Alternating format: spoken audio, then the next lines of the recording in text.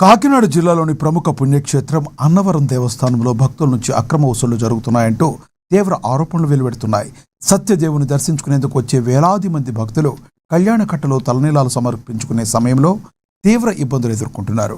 అధికారికంగా టికెట్ తీసుకున్నప్పటికీ అదనపు వసూళ్లకు పాల్పడుతున్నారంటూ భక్తులు ఆవేదన వ్యక్తం చేస్తున్నారు. దేవస్థానం నిబంధనల ప్రకారం కేసు ఖండన కోసం 40 రూపాయల టికెట్ తీసుకున్నప్పటికీ అదనంగా మరో 100 రూపాయలు ఇస్తేనే గుండు సక్రమంగా గీస్తున్నారనే ఆరోపణలు వెల్లువెత్తుతున్నాయి. రికార్డుల్లో ఉన్న సిబ్బంది సంఖ్యకు క్షేత్రస్థాయిలో విధుల్లో ఉన్న వారికి అస్సలు పొంతన లేదు. సిబ్బంది కొరతతో భక్తులు గంటల తరబడి క్యూ లైన్లలో వేచి ఉండాల్సి వస్తుంది. అన్నవరం కళ్యాణకట్టలో జరుగుతున్న అక్రమాలపై విజిలెన్స్ విచారణ జరపాలంటూ భక్తులు డిమాండ్ చేస్తున్నారు.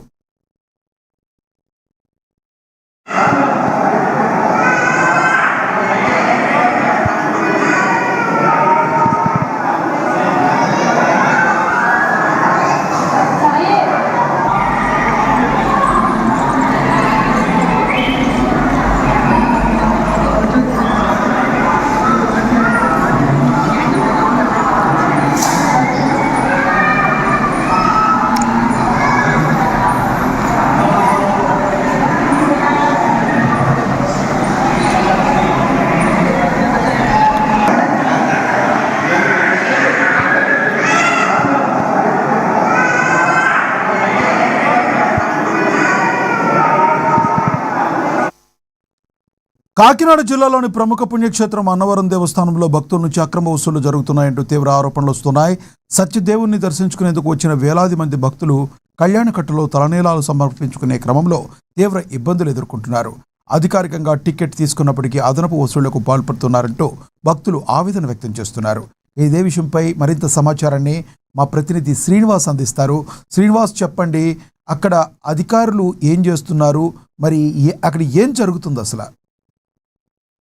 శ్రీనివాస్.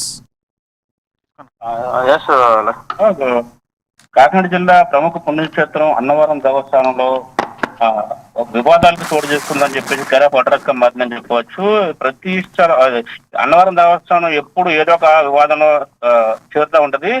అటువంటిది దేవస్థానంలో భక్తులు కూడా ఇబ్బంది పడుతుందని సోమవారం దర్శనానంతరం కొండపైకి వచ్చే భక్తులు తమ మొక్కుబడులు చెల్లించుకునే క్రమంలో ఎదురవుతున్న అవినీతి పరంపై సర్వత్రా నిరసనలు వ్యక్తమవుతున్నాయి. ముఖ్యంగా సత్యదేవం సన్నిధిలో ఎవరైతే గుండు గీసుకుని సమర్పించే క్యాఫిన్ కండక్టర్ల కళ్యాణకట్ట అక్రమాలకు బలవంతంగా వచ్చులకు నిలయంగా మారిందని ఆరోపణలు వెలువడుతున్నాయి.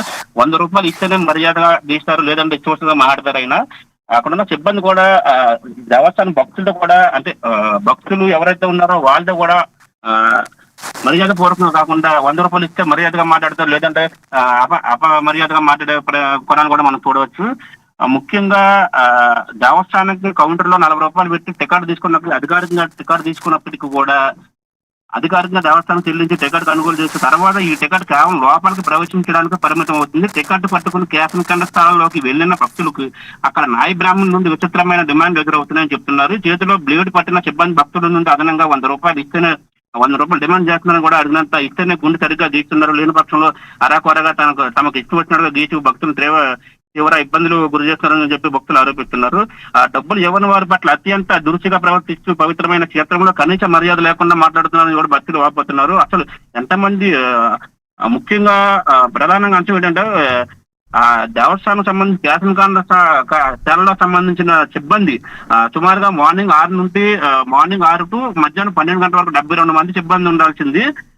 ముఖ్యంగా క్యాఫిన్ కండస్థాల రికార్డుల ప్రకారం అయితే అసలు ఎంతమంది నాయ బ్రాహ్మణ డ్యూటీలో ఉండాలి, ఎంతమంది జీతాలు చెల్లిస్తున్నారు, కానీ క్షేత్ర స్థాయిలో చూస్తే కేవలం కొంతమంది సిబ్బందితో మాత్రమే అక్కడ డ్యూటీ చేస్తూ కనిపిస్తున్నారని చెప్పి భక్తులు రద్దీ విపరీతంగా వారు మిగిలిన సిబ్బంది కూడా ఎటుపోయారని చెప్పి కాగితాల్లో మిగిలిన కూడా సిబ్బంది ఎటుపోయారని కూడా అక్కడ భక్తులు ఆరోపిస్తున్నారు. కాగితాల్లో ఎక్కువ మందిని చూపించి లోపల మాత్రం కొద్ది మందితోనే ఎందుకు నడిపిస్తున్నారన్న విషయం కూడా అధికారులు తెలిసే జరుగుతుందని భక్తులు కూడా మండిపడుతున్నారు. భక్తులు గంటల తరబడి క్యూ లైన్ లో వేసి ఉండడానికి వస్తుందని చెప్పి భక్తులు ఆరోపిస్తున్నారు. అడిగినంత వసూలు చేయడానికి ఈ కృత్రిమ కొరతను సృష్టిస్తున్నారనే అనుమానం కూడా వ్యక్తమవుతున్నాయి. అధికారులకు వాటాలు అందుతున్నాయా, క్యాఫిన్ కండస్థానంలో నిత్యం ఇంత బహిరంగంగా లూటీ జరుగుతున్నా కూడా అక్కడ విధుల్లో ఉండే సూపరింటెండెంట్లు గుమస్తా ఎవరైతే అక్కడ అతిశక్తిగా ఉన్నారో ఆయనకు అనుసరణలో జరుగుతుందని చెప్పేసి కూడా అక్కడ కొంతమంది సిబ్బంది గుసగుసలాడుకుంటున్నారని చెప్పవచ్చు. భక్తుల నుండి నాయ బ్రాహ్మణులు ఇంత దోపిడీ చేస్తున్న అధికారులు ఎందుకు మౌనంగా ఉన్నారని కూడా భక్తులు ఆరోపిస్తున్నారు.